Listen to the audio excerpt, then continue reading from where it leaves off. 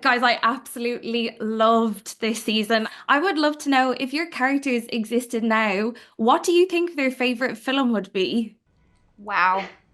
I feel like Patty Wow. would like something very romantic. I feel like she wants to be whisked away to another. Maybe Oh. she would love like Out of Africa, like something that takes her Oh. to another, a place she's never been that seems sort of, otherworldly. That's Yeah, cute. yeah, I think she would like something like that. She deserves good love. I don't know. The first thing I was either thinking horror or Little Princess. I think Nan would love the imagination in Little Princess, and it's just a cute little story. They're fab. We also saw that Leighton Meester joined on this season, which I'm not going to say in what capacity, but I would love to know what she was like to work with. Oh, so fun. She was lovely. Straight into the group chat. We had a group chat, and she loved also to talk about backstory. Yeah. And obviously, all of our stories are very aligned, so it was very important for us to talk about that. Yeah, we got some nice time before we were all on camera together to sit and talk about some storylines, and we had some nice afternoons of just talking over scenes, and she just jumped right in and had all sorts of great ideas and was just really, really collaborative and lovely. Yeah. Amazing. Christine, in this season, I just love Nan as a character anyways, but I think it's so cool how she kind of like finds her voice and really wants to use it to do really good things with it. And I know from following you on socials that you actually are quite similar in kind of posting what you were about mental health and kind of sharing resources and encouraging everyone to be open. I would love to know kind of why you think that's important for yourself, but also then kind of like playing Nan and seeing her do the same thing. Oh, wow. Interesting. Interesting connection. I definitely admire how Nan gets through what she gets through and how she chooses in those situations to try and do good with it rather than the power, I guess, getting to her in a negative way because you just don't know how you're going to react to that. So I definitely admire that. And I guess for myself, that's just helped me a lot with my own mental health journey to see people talk about their own stories and I feel less alone and any resource is great. So that's kind of what I like about Instagram the most is the community about mental health for me. Yeah, I mean, I can only imagine the amount of people that you are helping by doing that. So thank you. I think I might have time for one more. So if I can ask you about the red moment, I mean, I thought it was amazing. What was it like to film that? Was it quite powerful? It was. I mean, it was intimidating. But the hair team, the costume team, they did an incredible job of really making me feel confident and empowered. So it was a cool transformation of getting out of my shell and kind of feeling like I think how Nan would feel. Really special, and I hope people will like that moment. I think so too. I thought it was amazing. There's a moment towards the end of the season when Nan gets recognized when she's out and about. I would love to know from you guys. I mean, you're both really famous actresses. What is the thing that people most recognize you for? What's the questions that they ask you when they come up to you? I think people just always ask me if Mad Men's coming back, which I think is hilarious because it was 10 years ago. Oh, but people would love that. I would love that. I would love that. Yes. Make it happen right now. I think everyone's kind of moved on and working on other things, but I think that's we love a revival. Yeah. And Good Girls too. People are still sort of like, is Good Girls coming back? And I'm yeah. like, it's been a few years, but it's sweet that people want to watch more of it. Yeah. I love that. And your moment in Drive is terrifying. And yeah. Yeah. Are you gonna get your head blown off again? I hope so. It was so brutal to watch that, Christina. I know my family blocked it out. Yeah. I mean, if I saw you on the street, I would ask the exact same thing, so I don't blame them. Thank you so much for answering my questions, and thank you for the show. It's amazing. Thank you so much. Have a good day. Bye. She would get Dickie just tattooed on her neck. Yeah. I've not been the mother I pretended to be. I should have protected you girls. The most important person in our lives is each other.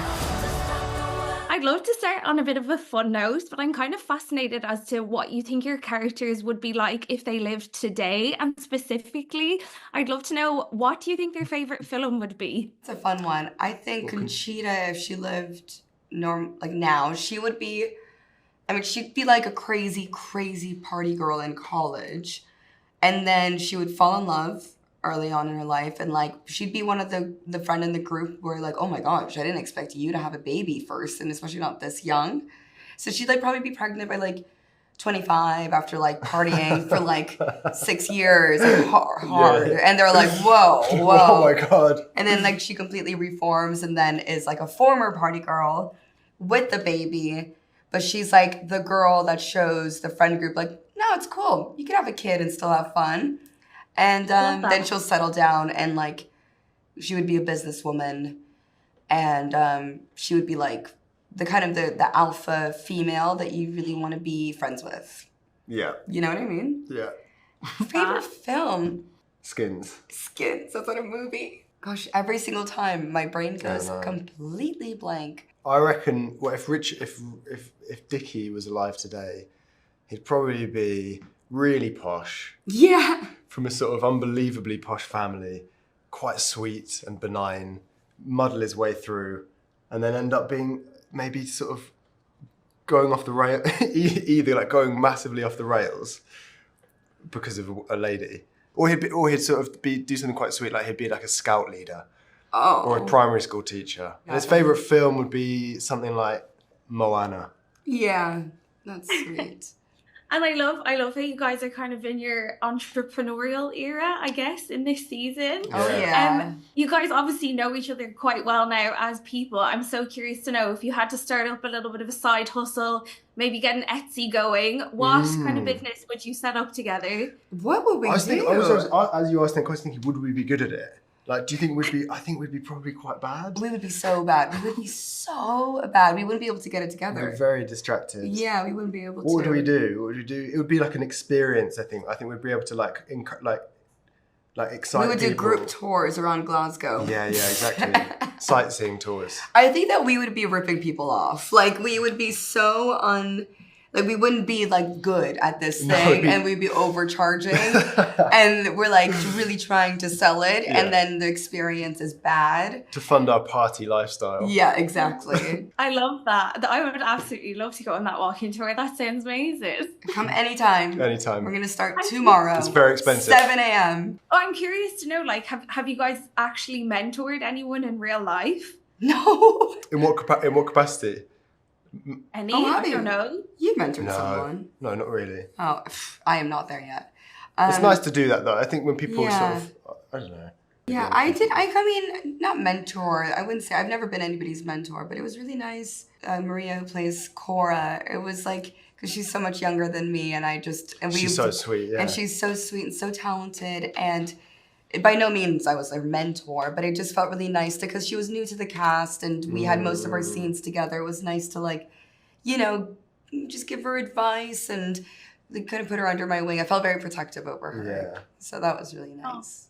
I love that. I'm sure you made her feel very welcome. But I did notice when I was looking up about you guys that, Alicia, you have like a tattoo here. Oh gosh, I've been trying to get it removed for about 5 years now. Yeah. If you see it up close, it looks crazy. I got like all of my tattoos when I was 19 after I like had my first breakup.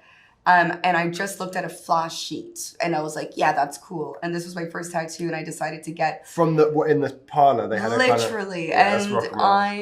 And I was, very rock and roll. I used to be crazy. And I just looked at the flash sheet and he's like, where do you want it? And I'm like, I don't know. Anywhere. Hair. And like, it's crazy to get a tattoo that's kind of big. I was an actress in the most visible place where like I'm talking and seeing. So now it's just like annoying that I have to spend 15 minutes extra in the chair and it has no meaning. But the artist himself is very talented, just not for me. I thought it was so cute. And I was going to ask if you thought that Conchita had to get one tattoo, what do you think it would be? She'd probably get something for Minnie. Daughter. And Dickie. Like a huge She would get Dickie just tattooed on her neck. Yeah. On the back of her neck. Yeah, big time. Property of Dickie. On the back of her neck. I love this. I have to wrap up now, but thank you guys so much. That was so much fun. Nice to meet you. Lovely to meet you. Bye guys. Bye. Like even if you're doing something quite intense, you have to look at the baby and be like, hey, we're good. Like, yeah. everything's fine. Like, I think sometimes they think like, what is going on here? Why are you guys shouting at each other? Where is she? I deserve. You don't deserve to do anything with my sister. She is mine. You know, I'll find her. No man should be allowed to own his wife. I'm so excited to be talking to you guys. I absolutely loved season 2. I am a fan anyway, so it was just excellent. Thank you. I mean, you're both so fantastic and have such a rich storyline, but I am going to start on kind of a fun question that I've been asking everyone, which is I would love to know if your characters existed now in 2025, what do you think their favourite movie would be? Ooh. I kind of feel like Ginny, she's like a hopeless romantic. I think she thinks things will, you know, it'll all work out. So I feel like maybe something like The Notebook. I feel like I could see that for her. Yeah. She probably would watch it and like cry every time and know all the words to it and be like, that's going to be me.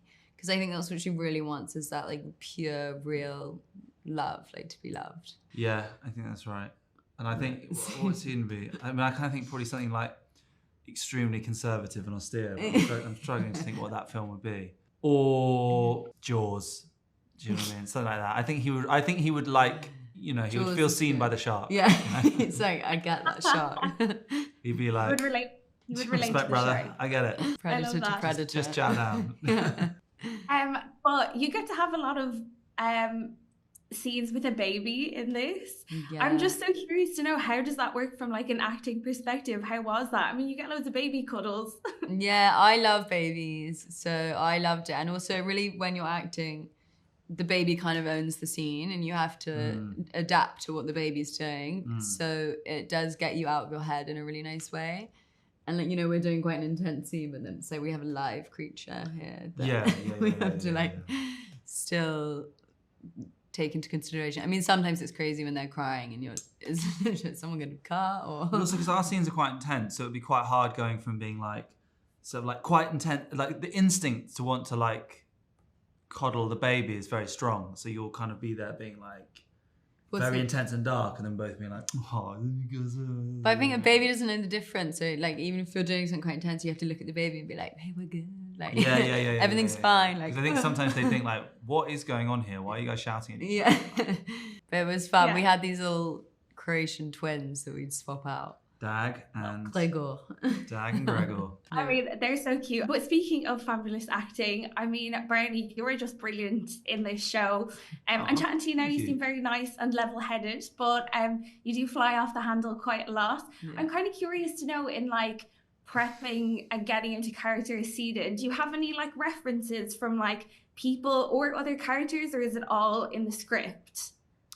It's a lot in the script. It's a lot in things I've read. I've read quite a few books about like memoirs of people who've been in coercive relationships. So kind of taking things and details from that. Like I'll often try and like think of things. It's like a lot of it's about like repression. So I don't know. Kind of being in the costume is very helpful because it's very kind of repressing and tight fitting, and I think just trying to like in whatever way find that feeling of like tightness and tension, which I think is a lot of what he's working with and through. That's kind of helps me access the character, if that makes sense. Yeah, of course. Oh, I've been told to wrap. I was going to ask you about the about your character as well. I mean, but I don't have time. That's that just flew in. But thank you guys so much. Thanks very much. Yeah, that was very nice. I loved the season. So thank you so much. Oh, thank you. Cheers. Thank you.